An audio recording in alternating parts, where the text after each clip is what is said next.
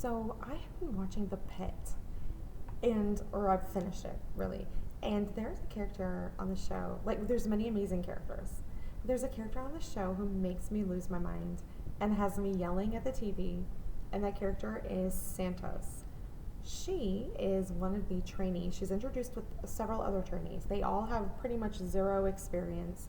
This is their first opportunity to be in a hospital setting, and she immediately starts positioning herself over the other trainees. So she's not in a position over the other trainees, but she starts to establish dominance over them by doing things like speaking to them sarcastically, not taking them seriously, making fun of them, giving them fun nicknames, but basically they're derogatory, and they're names that undermine their credibility. So one of the other trainees, she collapsed at the sight of blood. Santos starts calling her Crash, which, first of all, I don't even know you like that. We are not friends. Nicknames are something that either friends in a friendship group give each other, and it's done with a sense of, from a position of relationship, or like maybe you're on a sports team. I know that's a thing, but this is a professional working environment. This is not a sports team. So anyway, she calls another doctor Huckleberry. I guess he is from Nebraska. He comes from a farming family, and she decides, I guess, that he's innocent and naive, and so she's going to call him Huckleberry. And, again, it's hard for somebody who's the target of these behaviors to really articulate what the problem is. But the problem is that she thinks she's in a position over somebody. She acts as if she's condescending.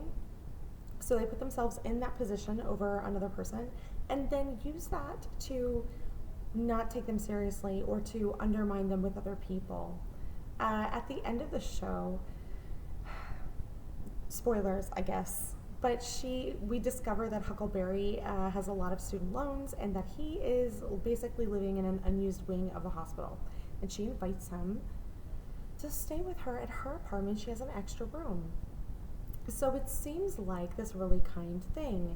And in Fantasyland, where a lot of these stories are written, it's probably, they make them be in love. I'm going to be so annoyed. This is a Beauty and the Beast trope in reverse, which we've talked about.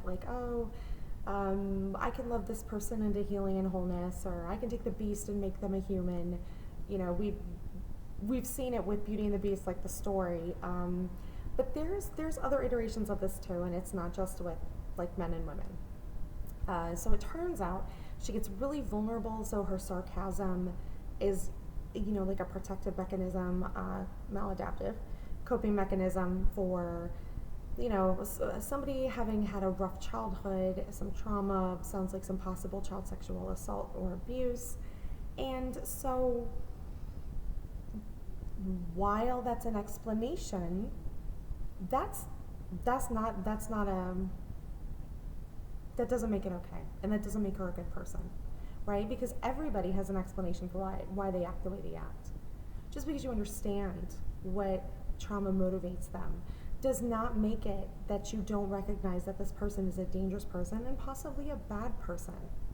So she invites Huckleberry back to her apartment, where he's now going to be not only in a position underneath her because she's decided just psychologically to dominate him, but now he's literally going to be living in her apartment at her whims and, favor and blessing whenever she decides to have it or not have it.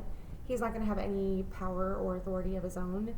He has no boundaries that he can set with this person who already doesn't respect them anyway. Like, she's already demonstrated that she's going to do what she wants, say what she wants, treat people how she wants.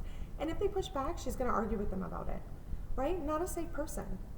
And so he's basically going to go live with her. And as any of us have known, I know on the subreddit we have a lot of children who are forced to live with their abusive parents or an abusive partner. And, especially when you're financially dependent on them for some reason, you are not in a position where you can say no.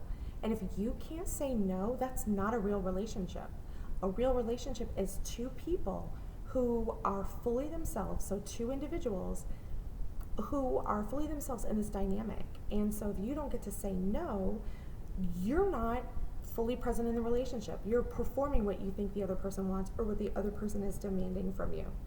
So Santos is basically being positioned as this character who's like, tough exterior but a heart of gold. And the thing is, that's not a tough exterior, that's a bully. Right? Heart of gold, having been through trauma does not give you a heart of gold. Having a heart of gold is when you care about other people. You take them seriously, you don't undermine them. Oh my gosh. I'm on vacation, so there's people having a good time outside. Anyway, so I just sort of wanted to talk about that because it's been really aggravating to me, and especially when I see the comments to the YouTube videos that are talking about like, oh, wait, I hope they get together, or oh, Santos, we knew she had a redemption arc, and it's like, there's no redemption arc. Discovering somebody's backstory is not a redemption arc.